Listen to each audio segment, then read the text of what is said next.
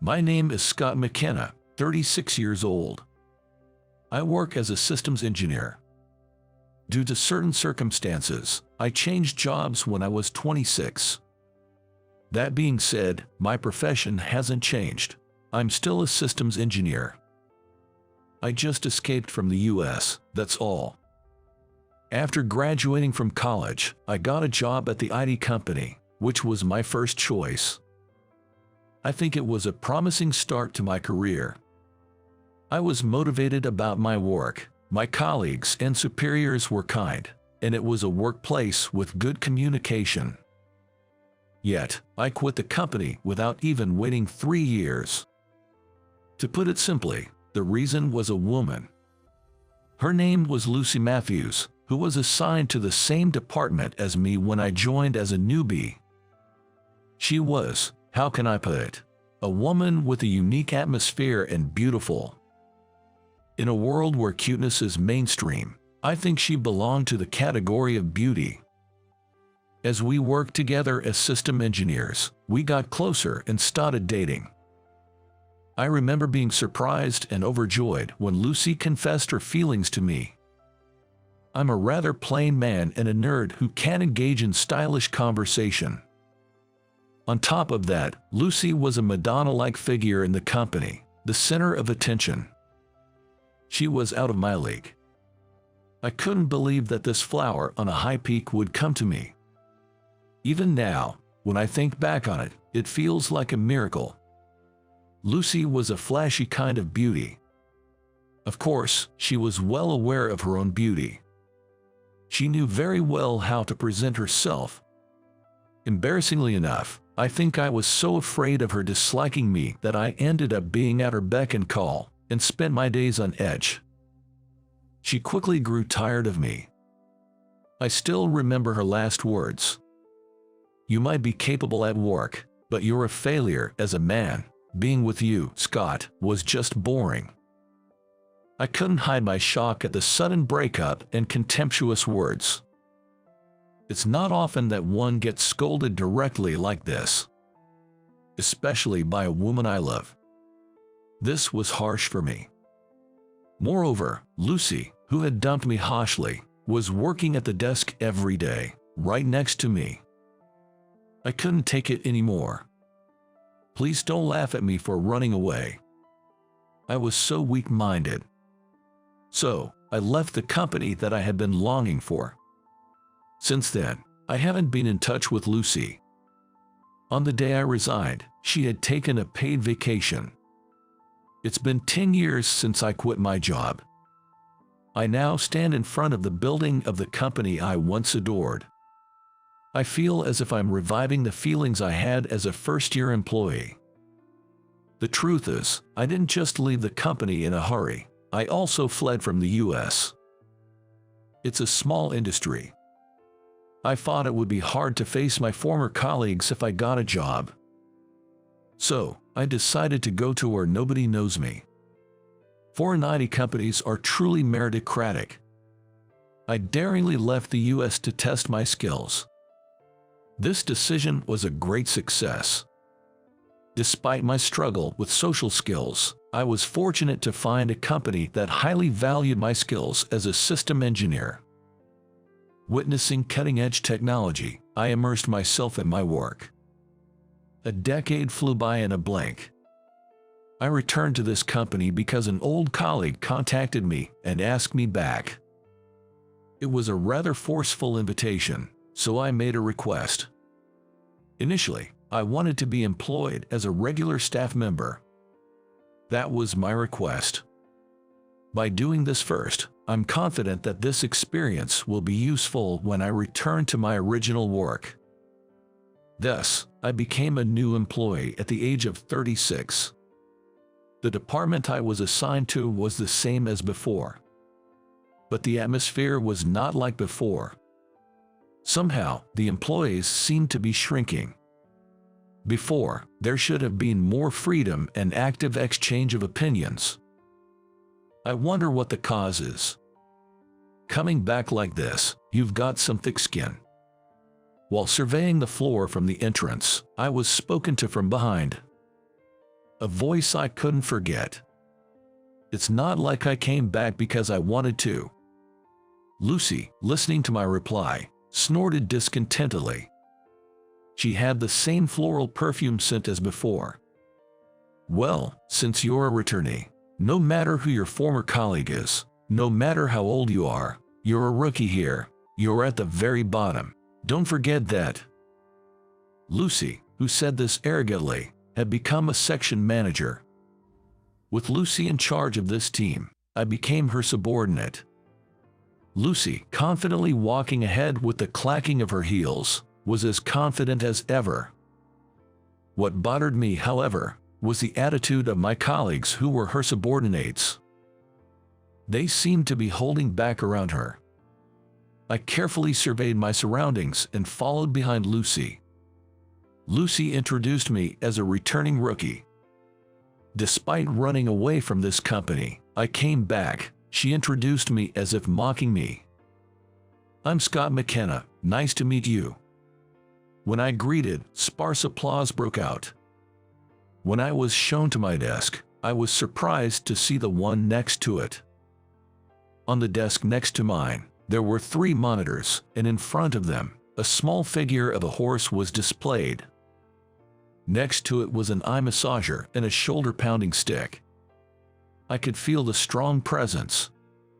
What? Is there something wrong with my desk? The one peering at me from below as she said this was a short, skinny girl. The inside of her wolf-cut hair was bleached white. The eyeliner around her eyes was flared like a cat's. Nice to meet you. I'm Emma Smith. Call me Emma. She stretched out her small right hand full of rings, and I shook it back. Her hand was as small as an elementary school student's. As soon as Emma took her seat, she put on white headphones. After that, she began to work at an astonishing speed. Thinking that she might only be assigned simple tasks, I stealthily glanced at Emma's screen. I let out a surprised voice involuntarily. What Emma was getting done at an incredible speed was not simple work. She's like solving intricate puzzles and codes with incredible speed. No doubt, the ace of this department is Emma. I'm certain of it. What's up? Interested in me? Emma, who I thought was only looking at her monitor, says this without changing her gaze. Get caught in the act of sneaking glances, I feel a bit guilty. You can look at me more openly if you want. She turns her face towards me and smiles. As she tells me this with an upward glance and a smile, I can only respond with a huh and scratch my head. By all means, feel free to compliment me. Being told this so refreshingly feels, well, refreshing. The atmosphere in the office has changed, but everyone's skills haven't diminished. That gives me a sense of relief.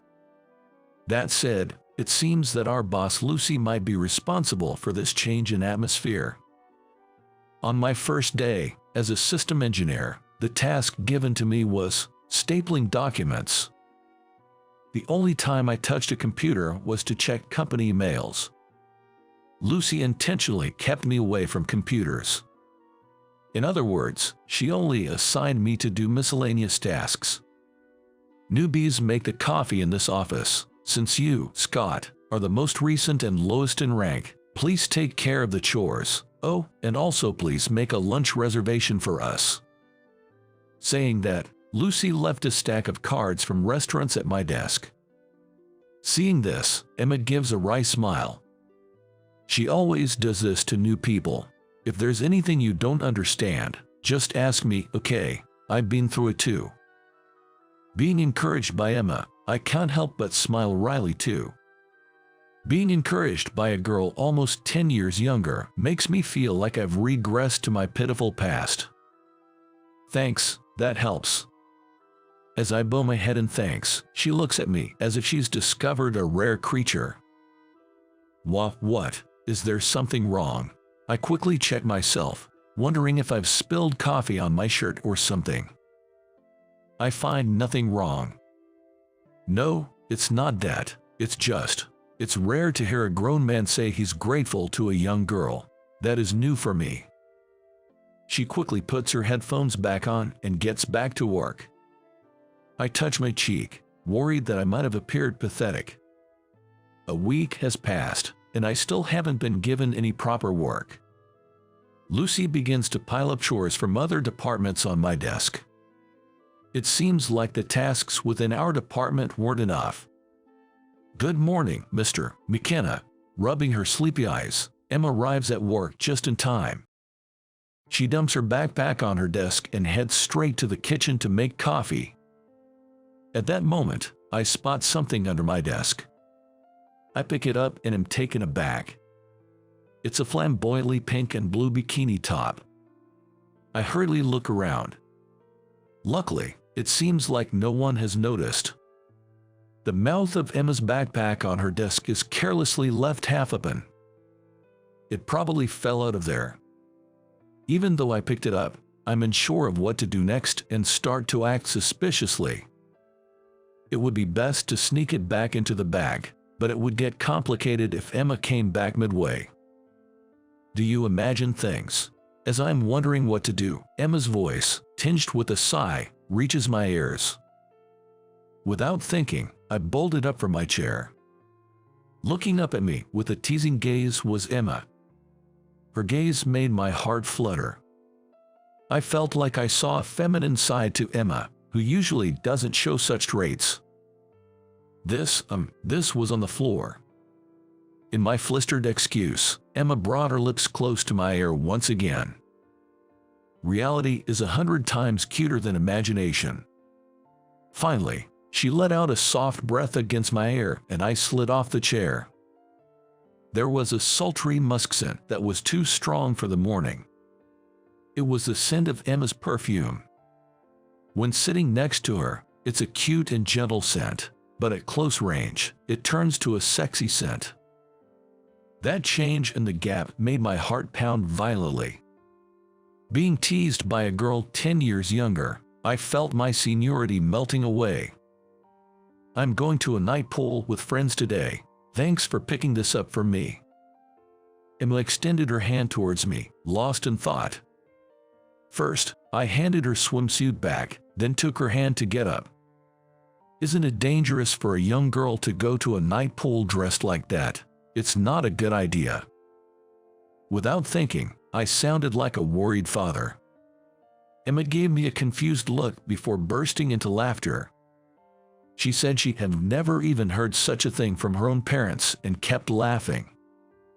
Embarrassed, I muttered, "Give me a break." "Okay, if you're worried, Mr. McKenna, I won't go. But in return, I expect a reward. I'll be looking forward to it." She pushed the swimsuit into the pocket of my suit, and Emma laughed. Now I can't go to the night pool. I was captivated by Emma, who was smiling mischievously like a naughty child. It was a shocking realization of what a truly charming little devil she was. After this day, Emma and I became considerably closer. Somehow, I felt like I was being rolled around in the palm of her hand. When Emma showed up for the dinner I invited her to instead of the night pool, I was breathless.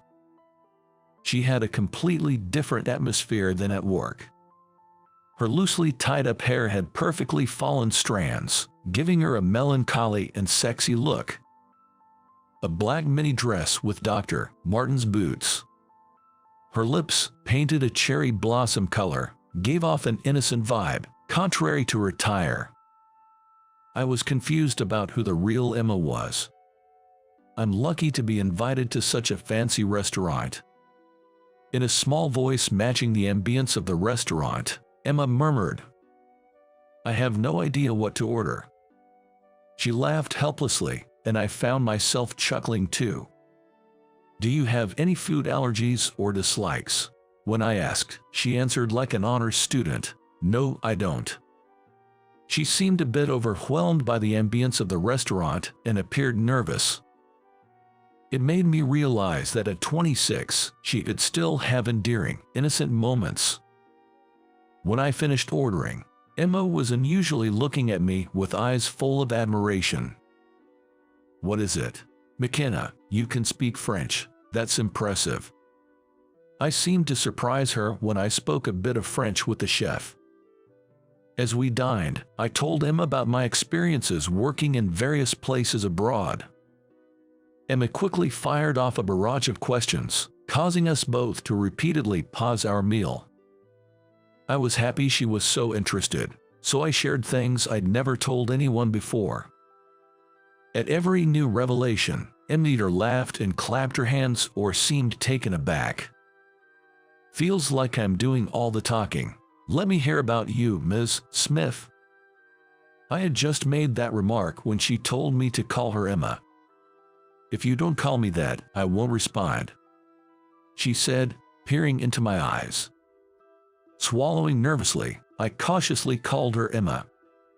"Yes, Scott." With a smile and a tilt of her head, she responded, almost knocking me off my feet. "I don't know what to do. I can't win against this girl." That was the lesson I learned that night. "Looks like you're smitten with a young girl, isn't it?" One day, Lucy, whom I crossed paths with in the hallway, stopped and said out loud for everyone to hear. Hearing Lucy's voice, the surrounding employees started whispering and glancing my way. "Weren't you infatuated with me before? Changed your tastes now, have you, into younger women?" Lucy's teasing tone slightly ticked me off. I was surprised, too. "I thought you'd be long married and retired by now. That's why I returned to this company. I didn't expect you to be still on the market." At my words, Lucy's face turned bright red. The whispers around us grew louder. Lucy had already started spreading stories of my past among my colleagues. I had once come across her animatedly sharing stories of how I used to be head over heels for her. While it's true that I was infatuated with Lucy, I'm not ashamed of it. However, her exaggerations and smug way of narrating irked me. Being able to pay her back a bit felt somewhat refreshing. "What? Still on the market? That's rude. It's just that I haven't met a man who's worthy of me. Stop making fun of me." Lucy raised her voice in protest. Apparently, she is in a close relationship at the moment. She rambled on about her partner, a high flyer in the industry, being more wonderful than any men in our company, although no one had asked. It seemed like she didn't want people to think she was single. It's typical Lucy, who's always had a boyfriend without a break. There's no doubt she has someone now. But when it comes to marriage, men look at different aspects of a woman. Whether living together would be enjoyable or tiresome. In other words, while Lucy is popular but not married, she's great as a girlfriend, but not suitable for marriage. The current situation demonstrates that clearly. Well, that's the thing. Don't compare me with someone who can only handle young girls. Leaving behind such a dismissive remark, the visibly annoyed Lucy stormed off. I watched as she took out her anger on her subordinates while she left. Lucy's boyfriend. Yay, I know him. He's from the development department of our rival company. He's really cheesy and, well, creepy. During lunch break, Emma and I were nibbling on some sweet bread at our adjacent desks. When I asked about Lucy's boyfriend, Emma gave a rather disgusted look as she filled me in about the man. The fact that she herself had been hit on by him seemed to disgust her to her core, which I found amusing and couldn't help but chuckle. It's not funny. I think that guy is a schemer. He even tried to talk me into transferring and suggested I bring some information as a gift. The conversation quickly took a grim turn. What do you mean by that? I stopped nibbling on the pastry. Exactly what it sounds like. That man is trying every trick in the book to steal our development information. Emma crumpled up her bread back, and with a dangerous smile, she delivered her words. Given the circumstances, it appeared that Lucy was his current target. From what I gathered today, Lucy seemed quite smitten with him. I could only hope that my bad feeling wouldn't turn out to be true. I know who you really are, Scott. Nonchalantly revealing my secret as she looked at her computer monitor. What, you're joking, right? The words slipped out of my mouth, to which Emma gave a wicked grin. On her computer screen was my confidential transfer order, which hadn't been disclosed publicly. She seemed to have effortlessly bypassed the HR computer security and discovered the truth. She confessed she had been suspicious from the start. She seemed to have noticed me reading the program source code that was displayed on her computer monitor. Nobody in this department can read code like you can. I knew right away you were not just an ordinary Joe. I was left scratching my head, my cover blown. Now, shall we swiftly drain the pus and make this workplace more pleasant? Emma said in a mockingly polite tone, her face plastered with the mischievous grin she often wore. Roger that. I conceded, throwing up my hands in surrender. I decided to dive straight into the harsh treatment. I was able to catch the tail of the information leak quite easily. Lucy had always been careless. There were traces of her habits even in the program source code. She had copied the program of a recently developed system. And there were traces of her attempting to take it outside the company. More precisely, traces of her attempt to erase evidence of her actions were clearly left behind. Others might have overlooked it, but not me.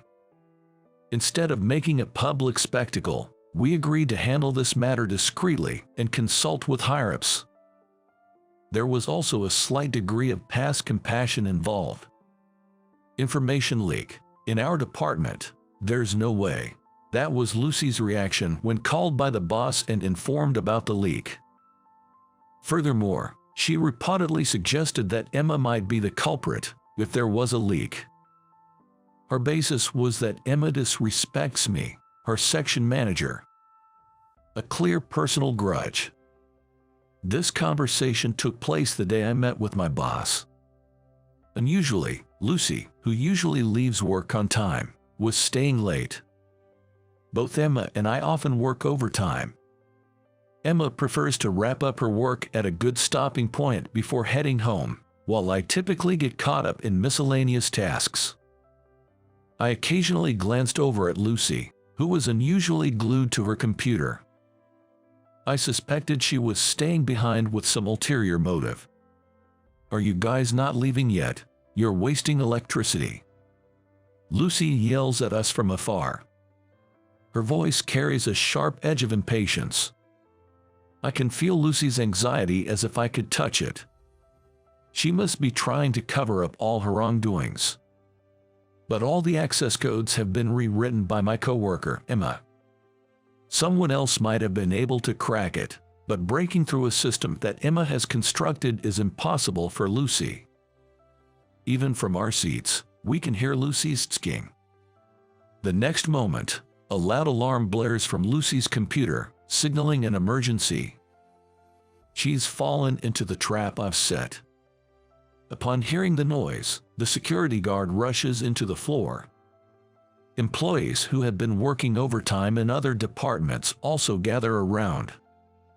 I didn't do anything, it just started going off by itself. It's a bug, a bug. Who the hell programmed this? Lucy stands up, pointing at her computer. The alarm continues. Then, Emma steps smoothly to the computer and silences the alarm in an instant. As soon as the noise stops, Lucy's face relaxes. And in the next moment, she points at Emma and starts yelling. This is your doing. You're the one who leaked the information too, aren't you? You set up this trap because you didn't want me investigating you. Lucy doesn't get to finish her sentence. Because the boss showed himself among the gawkers. Lucy, this isn't a good look. You are the main culprit behind the data leak, aren't you? Falling into this trap is proof of that. The boss explains to Lucy that all the evidence was gathered in my internal investigation. Lucy, shocked, looks at me. You're lying. Scott doesn't have these skills. What could a good-for-nothing errand boy do? Lucy glares at me, then rounds on the boss. The boss sighs in exasperation. Scott, I'm glad we followed your plan. I never expected to catch such a big fish. Lucy looks at me, dumbfounded, as the boss speaks to me amicably. She clearly hadn't expected that I was working with the boss. Scott is a talent we invited to our company as a supervisor. He's my right-hand man, whom I brought in from England. At the boss's words, Lucy is stunned into silence. We'll notify you of your punishment later. For now, go home and refrain from work until we get in touch.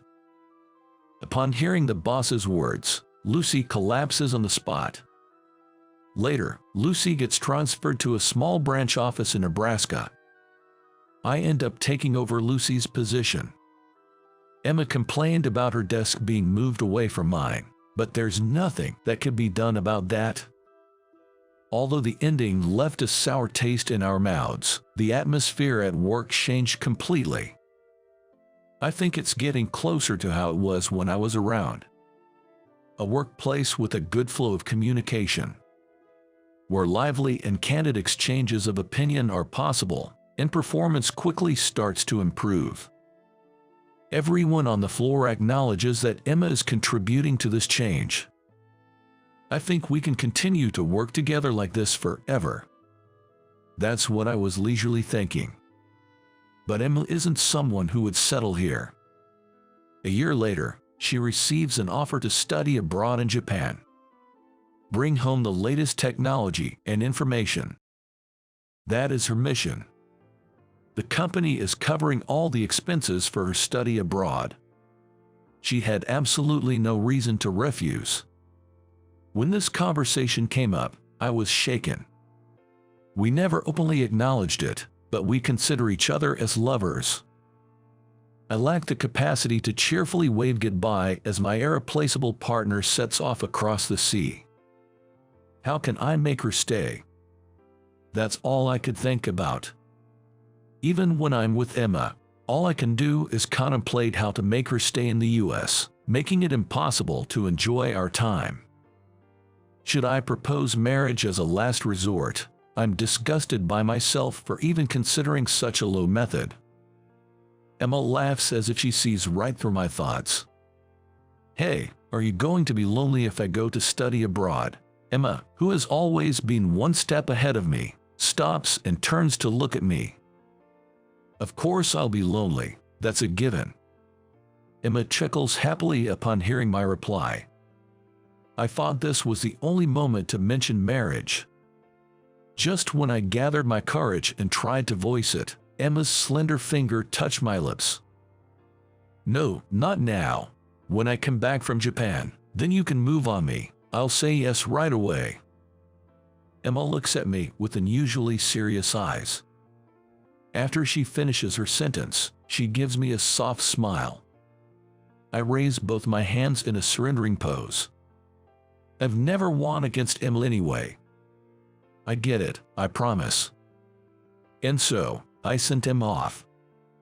4 years later, I'm waiting for Emma at JFK Airport. It's not like me, but I've prepared a bouquet of flowers. I've had my opening line decided since 4 years ago. Welcome back. Will you marry me? My heart feels like it's about to leap out of my mouth. The electronic display announces the arrival of Emma's flight. It's only a little longer. In a little while, a new chapter of our story will begin. Of course, the ending is planned to be a happy one. How did you find today's story? Your subscription and likes will be an encouragement for my content creation. I look forward to your comments.